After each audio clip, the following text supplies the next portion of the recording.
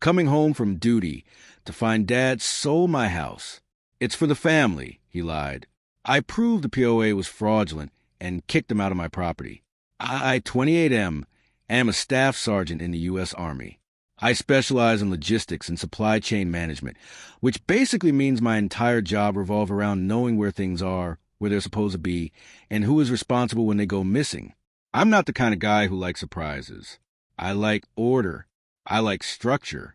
Up until a few days ago, I thought I had a handle on my life. I was wrong. I've been deployed for the last 14 months in a rotation that was supposed to be strictly non-combat, but ended up being a high-stress environment due to constant shifting of resources. It was a kind of deployment where you sleep 4 hours a night and live on caffeine and protein bars. The one thing that kept me sane was visualizing my house. I bought a colonial about 4 years ago in a neighborhood that was just starting to turn around. It wasn't a palace, but I had put my own sweat into it. I refinished the floors, I rebuilt the back deck, and I installed a security system that I was stupidly proud of. It was the only thing I owned that wasn't issued to me by the government. Before I shipped out, I did what I thought was a responsible thing. I set up all my bills on autopay. I winterized the pipes. And because I knew I would be unreachable for weeks at a time, I asked my father to keep an eye on the place. Just drive by, pick up the mail so it doesn't pile up, maybe mow the lawn in the summer. I gave him a key. I also signed a specific medical power of attorney, so he could make decisions if I got blown up or fell into a coma. I didn't tell anyone I was coming home early. The deployment got cut short by 3 weeks due to a reshuffling of units, and I wanted to surprise them. I had this movie scene in my head. I'd roll up to the driveway, walk in, drop my duffel bag, and maybe sleep for a week. I took an Uber from the airfield. We turned onto my street around 2 p.m. on a Tuesday. The sun was shining. The birds were singing, and my stomach dropped out of my body the second my house came into view. There was a sign in the yard. A big, red, wooden sign hanging from a white post. It said sold in bold letters with a "Too late" rider slapped across the top. My driver slowed down. "This the place, man?" I couldn't speak. I just nodded, paid him, and got out with my bag. I stood on the sidewalk, staring. The house looked different. The front door was painted a trendy bright blue. My perfectly trimmed hedges had been ripped out and replaced with some sort of decorative rock garden. I walked up the driveway, my heart hammering against my ribs like a trapped bird. I saw a car in the driveway. It wasn't my father's beat-up sedan. It was a brand-new, massive luxury SUV with the dealer plate still on it. I walked up to the door and tried my key. It didn't turn. The lock had been changed. I didn't knock. I pounded. I pounded so hard the glass in the storm door rattled. "Hang on, hang on," a voice shouted from inside. It was a voice I recognized. It was my brother, 25M. The door swung open. My brother was standing there holding a packing tape gun. He was wearing my vintage college hoodie. He looked at me, blinked, and his face went from annoyance to absolute sheer terror. "Opie," he squeaked. "You aren't supposed to be back until next month. Why is there a sold sign in my yard?" I asked. My voice sounded weirdly calm to my own ears, like I was speaking from underwater. Brother stammered, stepping back and trying to block my view of the living room. "We need to call Dad. You should have called. Man, you can't just show up like this." I pushed past him. I didn't touch him, just walked through the space he was occupying. The inside of my house was gutted. Not construction gutted, but personality gutted. My leather recliner was gone. My framed photos were gone. The walls were painted a sterile grayish. In the center of the room were boxes, dozens of them, and sitting on the kitchen island was a bottle of expensive champagne and a set of keys that clearly didn't belong to me. "Where's my stuff?" I asked, turning to face him. "Storage," Brother said, his eyes darting around the room looking for an exit. "Look, Dad is on his way over. He's just at the bank. Just sit down. Take a load off." "I'm not sitting down." I said, "Start talking. Did you sell my house?" "We didn't sell your house," he said, trying to summon some bravado but failing. "We liquidated an asset to reinvest in the family's future. It's a portfolio adjustment." "A portfolio adjustment," I repeated. "I am the only name on the deed. I am the only name on the mortgage. How did you sell it? Power of attorney. A voice boomed from the doorway behind me. I turned around. My father was standing there, wearing a suit that was too tight for him, looking like he just closed the deal of the century. He didn't look happy to see me. He looked inconvenienced. "You're home," Dad said, closing the door. "You look tired. You should have told us." "Explain," I said, pointing to the window. "Now." Dad sighed, the kind of sigh you give a toddler who asks why the sky is blue. He walked past me, grabbed the champagne bottle, and inspected the label. "Opie, you have to understand the market. It's at an all-time high. It was irresponsible to let this equity sit here doing nothing while you were playing soldier overseas. We made a command decision for the family. I never signed a financial power of attorney," I said, my hands balling into fists at my sides. "I signed a medical one." Dad smirked and reached into his jacket pocket. He pulled out a folded document and handed it to me. "You signed a general durable power of attorney, giving me full rights to handle your real estate, banking, and tax matters. See? There's your signature. And there's the notary stamp. Robert from the bowling league. You remember Robert." I looked at the paper. It was a forgery. A decent one, but a forgery. The signature was my name, but the slant was wrong. I don't loop my Y like that. And the date next to the signature was 2 days after I had already deployed. "This is fake," I said. "I was in Germany when this was dated." "Don't be ridiculous," Dad said, waving his hand dismissively. "You're confused. PTSD, probably. It happens. Look, the deal is done. We closed this morning. The wire hit the account an hour ago. The new owners, a nice couple from the city, move in on Friday. We're just clearing out the last of the staging items." "And the money?" I asked. "Where's the money?" "Reinvested," Dad said, puffing out his chest. "We bought a new place. A real legacy property. 5 bedrooms, 3 baths, in the gated community on the north side. It's got a mother-in-law suite in the basement. That's for you. It's actually an upgrade. You'll have more privacy there." "Let me get this straight," I said, feeling the blood pounding in my ears. "You forged my signature, sold my home without telling me, and used the money to buy a mansion for yourself?" "For us." Brother chimed in. "I have a baby on the way. Opie, Jessica is 6 months pregnant. We couldn't raise a child in that cramped apartment. We needed space. You're single. You're never here. Why do you need a 3-bedroom house to yourself? It's selfish." "Selfish," I whispered. "Yes, selfish," Dad said, stepping into my personal space. "I raised you. I put clothes on your back. And now, when the family needs a little help, you want to hoard your assets? The new house is in my name and your brother's name to help his credit score, but you can live there rent-free. Consider it a thank you for your service." The entitlement was so thick, I could practically chew on it. They genuinely believed they had done me a favor by robbing me. "I'm calling the police," I said, reaching for my phone. Dad's face changed instantly.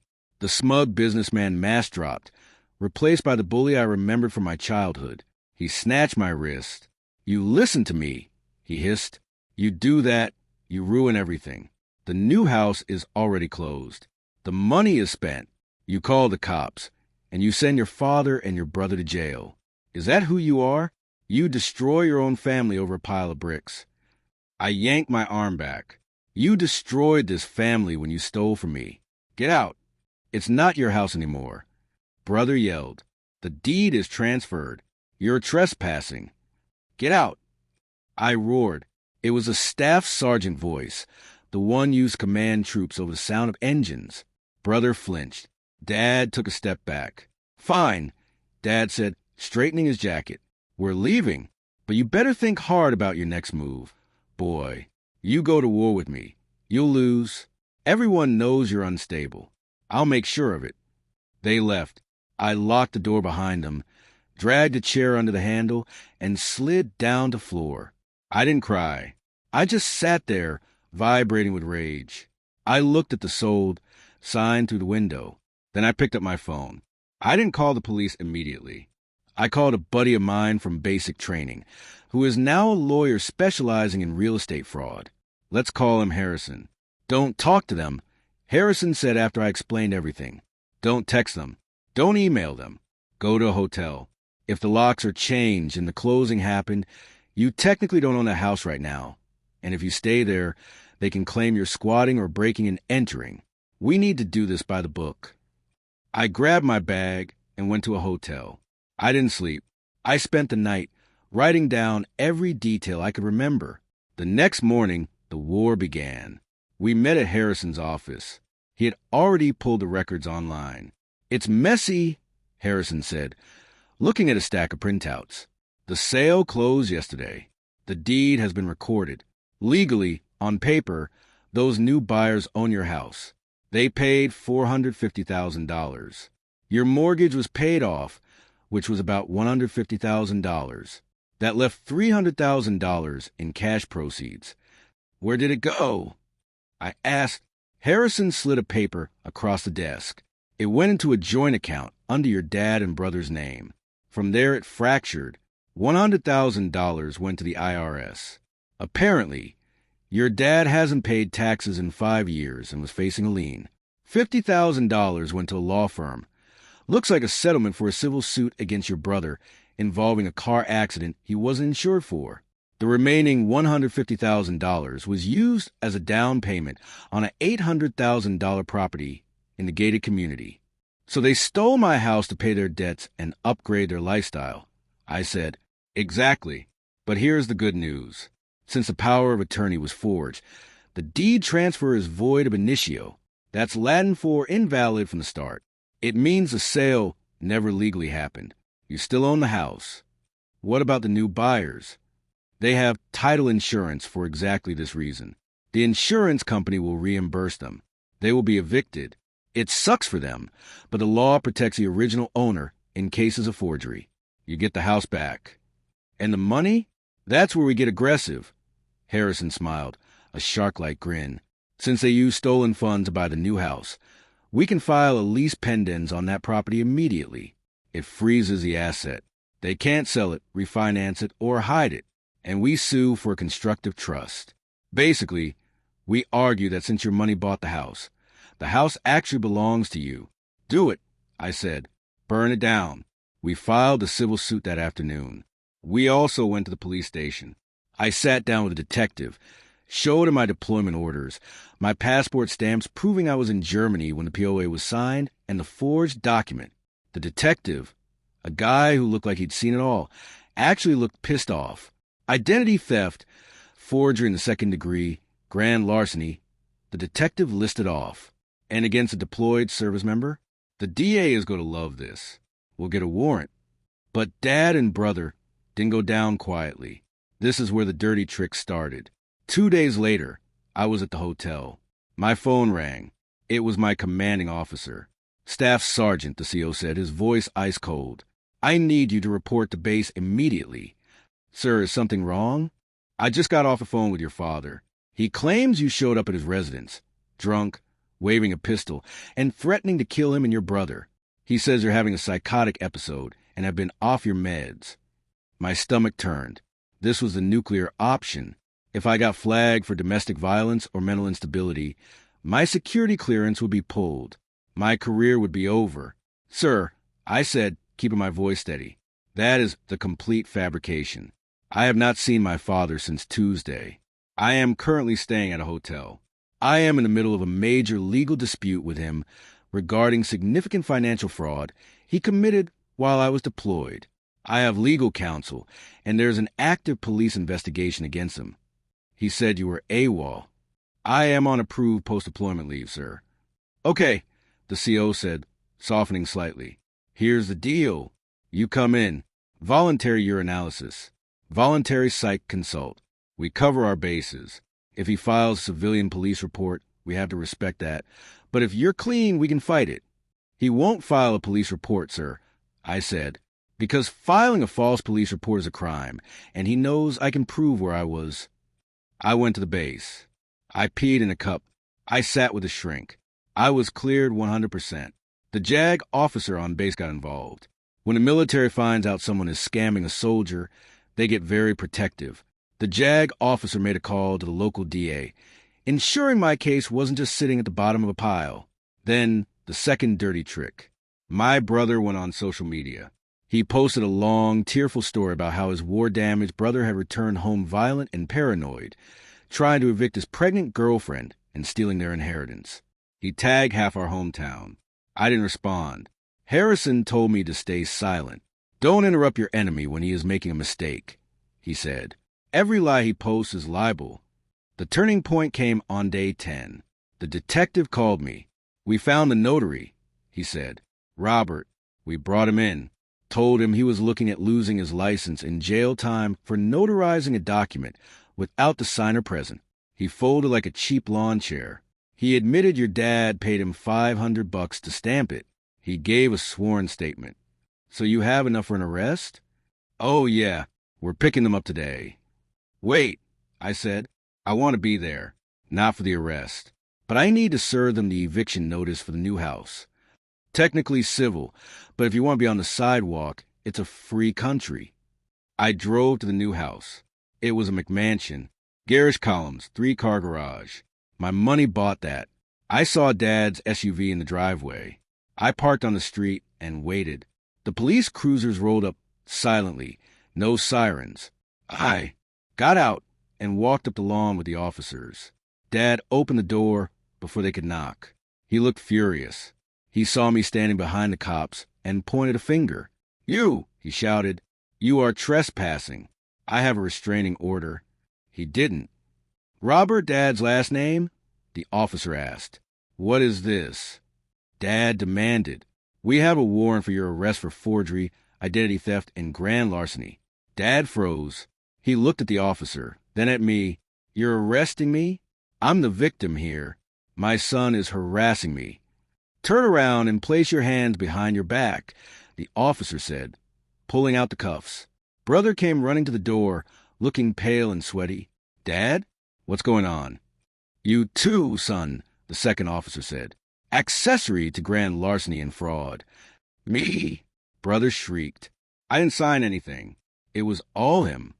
You signed the mortgage documents for this house, using funds you knew were stolen, the officer said. That's money laundering and fraud. Cuff up. As they were being led to the cars, Dad stopped and looked at me. The arrogance was gone. He looked small. Old. Opie, he pleaded. We can fix this. Drop the charges. Think about the family. Think about the baby. You should have thought about the baby before you stole my house, I said. Oh, and by the way, I pulled the legal envelope from my jacket. This is a notice of lease pendens and a motion for immediate possession. This house is now evidence in a federal investigation. You're being evicted. You can't do that. Brother wailed as he was shoved into the back of the cruiser. Where are we supposed to go? Not my problem, I said. The next few months were a grind, but the resolution was absolute. First, the house. The court voided the deed. The nice couple who bought my house were heartbroken, but their title insurance paid them back every penny plus moving costs. They moved out. I moved back in.